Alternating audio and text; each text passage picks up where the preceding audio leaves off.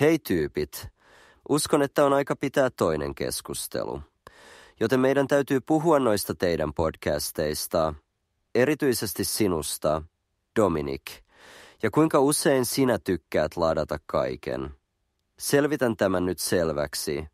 En koskaan antanut sinulle lupaa ladata niitä Rojessin podcasteja lainkaan. En koskaan sanonut kyllä siihen ja haluan niiden häipyvän. Miksi? Saatat kysyä. No, olen jo päivittänyt podcastin pääidean ja yksityiskohdat elokuussa 2022, ja se tulee olemaan uusi, päivitetty versio. Lisäksi en pidä enää Rojessin äänestä, ja olen iloinen, etten voi tehdä sitä enää.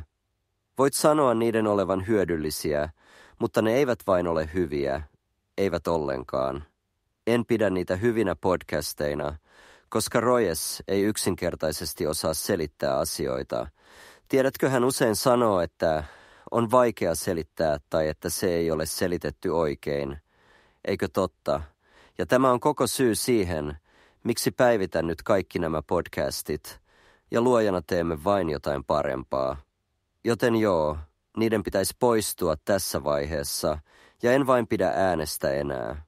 Ja en voi uskoa, että sinä, Dominic, haluat laittaa tämän Facebookiin. Ja sanoin nimenomaan, että en halua niitä missään, aivan kuten Maggie ja Rachel sanoivat, etteivät halua äänensä kloonattavan.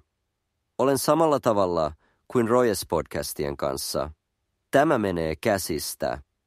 Ai niin, ja poistin sen vokaalien ja konsonanttien podcastin, koska se ei ollut vain hyvä.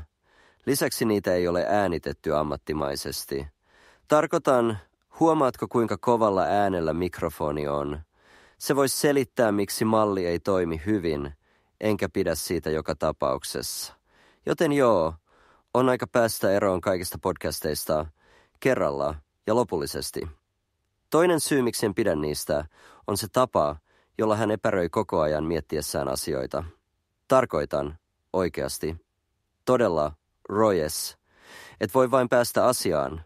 Todellako? Tämä on vielä yksi syy siihen, miksi päivitämme ne uudelleen. Tiedätkö mitä? Olen valmis. Ei enää Rojessia ja siitä pitäisi unohtaa.